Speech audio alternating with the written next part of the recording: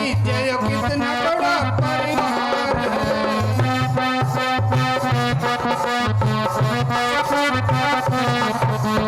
चाचा ताऊ भाई भतीजे कितना बड़ा परिवार है। मैं देखे रोज कचहरी भाई आपस के तकरार में। ये आनंद के लुटे खजाने भाई सतगुरु के दरबार। ये सतगुरु के दरबार में जी संतों के दरबार। आनंद के लुटे खजाने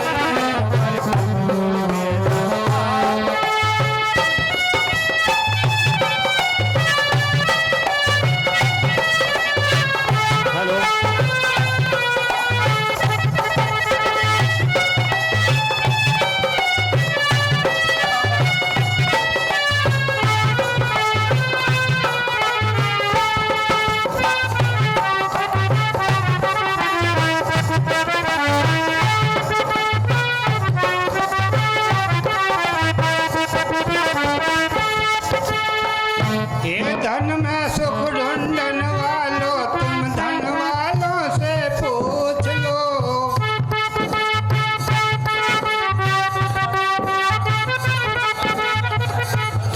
ये धन में सुख ढूंढन वालों तुम धन वालों से पूछ लो। अरे वो बीनू कहते हैं हम दुखी घने संसार में। ये वो बीनू कहते हैं हम दुखी घने संसार। आनंद के लुटे खजाने के दरबार।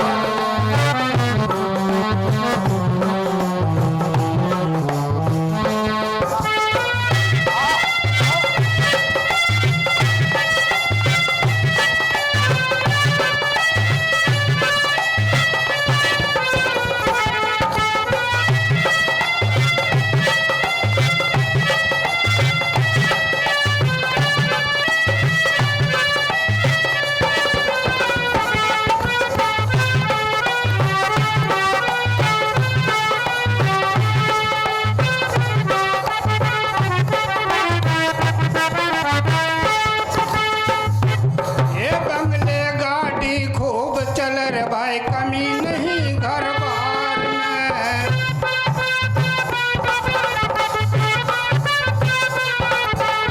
ये बंगले गाड़ी खूब चले भाई कमी नहीं घर बार में। अरे वो बीनू कहते हैं हम सुखी नहीं संसार में। ये वो बीनू कहते हैं हम सुखी नहीं संसार। आनंद के लुटे खजाने भाई सतगुरु के दरबार में। ये सतगुरु के दरबार में गुरुओं के दरबार में। आनंद के लुटे खजाने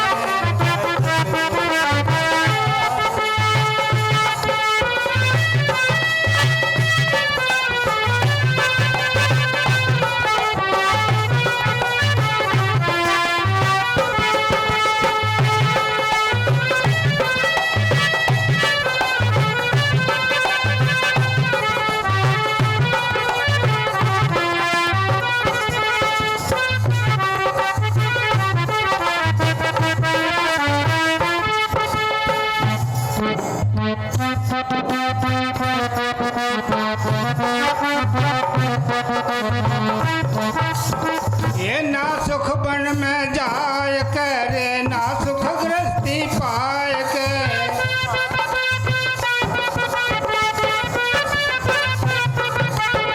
ना सुख बन में जाय करे ना सुख गृहस्थी पाए के। संत जीता दास समझावे संत जीता दास समझावे सुख है तो आत्म विचार में। ये आनंद के लुटे खजाने भाई सतगुरु के दरबार में। सतगुरु के दरबार में जय गुरुओं के दरबार में। आनंद के लुटे खजाने भाई सतगुरु के दरबार।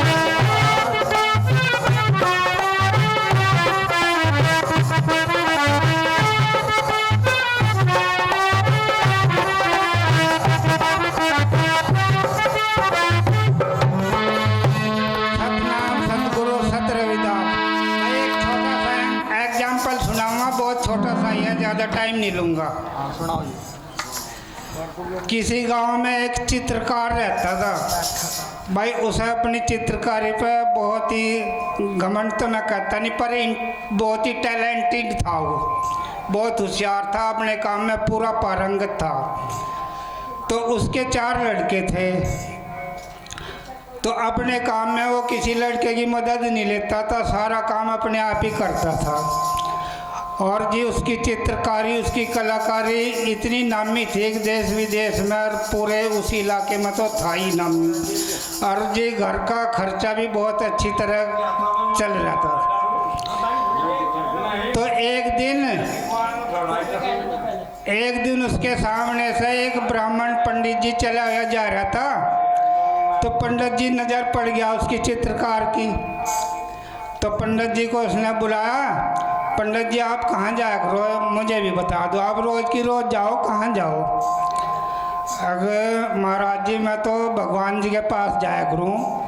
अब वहाँ क्या करा करो, अब किसी की छोटी मोटी समस्या हो वो पूछ का हूँ और उन्हें बता दूँ, और मैं 2 बात करी हूँ अपने मरने जीने की और दूसरों की भी। अच्छा, फिर जब तो वहाँ जा ही रहा भगवान के दरबार में, मेरी भी एक छोटी सी समस्या है, उसका भी समाधान करता लिया ये। अब जी बताओ, अगर हमने भगवान जी से पूछ का, ये मतलब उसके अंदर घमंड तो था, पर वो घमंड में चोर हो रहा था। उन्होंने कहा अपने भगवान से पूछ का ये कि मेरी उम्र कितनी है। तो अजी उसने पूछ का, जब सब चले गए भगवान जी और वो ही रह गए, कहने लगा जी एक चित्रकार है और उसने यूँ कहा कि मेरी उम्र कितनी है। तो उसे जाकर कह दिया भाई उसकी उम्र 100 साल है पूरे। अच्छा, तो ये अगले दिन पंडित जी को तो जाना ही था वहाँ से। पंडित जी देख लिया उसने जाता है, हाँ जी पंडित जी मेरी बात पूछी? हाँ जी पूछी, भाई तेरी उम्र 100 साल की है। अच्छा ये भी पूछ का, ये मैं कद को मरूँगा? तो भाई अपना उसका तो काम जाने का था ही, वो चला गया। तो जब सब चले गए, पंडित जी ने फिर पूछा कि जी उसने यूँ कहा मैं कितने दिन में मरूंगा, कितने साल में मरूंगा। अब उसे कह दिए उसके 30 दिन बकाया रह रहे, 30 दिन, और 30वें दिन 12 बजे के बाद उसकी डेथ है। तो जी अपना उस दिन तो पंडित जी, पहले तो वो चित्रकार बुलाया कर रहा था, उस दिन तो पंडित जी चला गया उसके पास ही। हाँ जी चित्रकार जी सुनो मेरी बात, आपकी जो है उम्र 30 दिन बकाया है, 30 दिन के बाद आप मर जाओगे। अच्छा मैं देखो तेरे भगवान को मुझे किस तरह मार देगा, क्यों घमंड तो था ही उसके अंदर।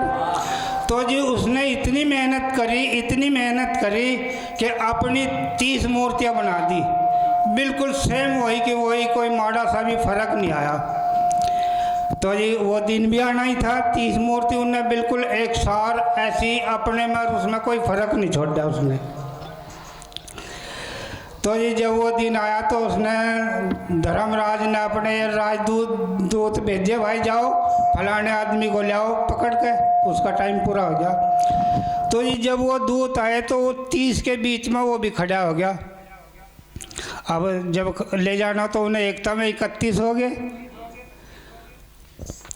तो यमराज के जो राजदूत थे वो फिर चारों तरफ को, भाई ये तो 31 है, हमने तो एक ही ले जाना।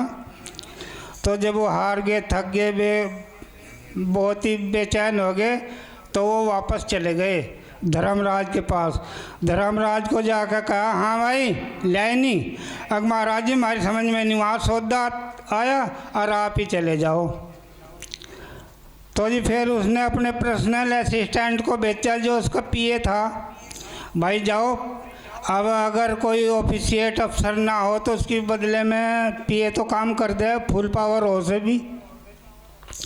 तो उसने अपने पीए को भेजा, जाओ भाई आप जाओ उस आदमी को बुला के, उसका टाइम पूरा हो गया। तो जी पीए भी आया, वो तो फिर उनके बीच में खड़ा हो गया।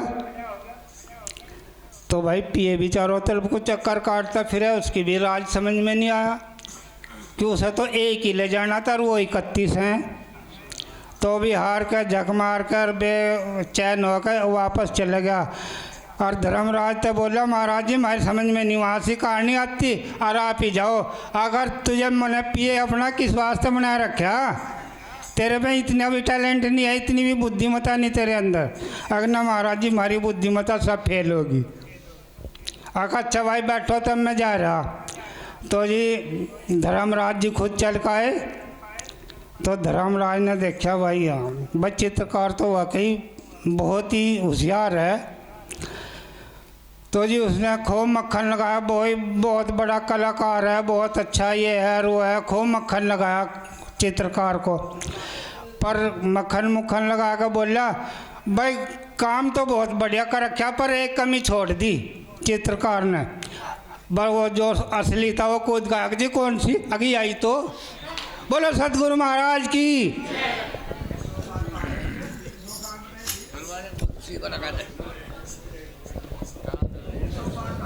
बाबा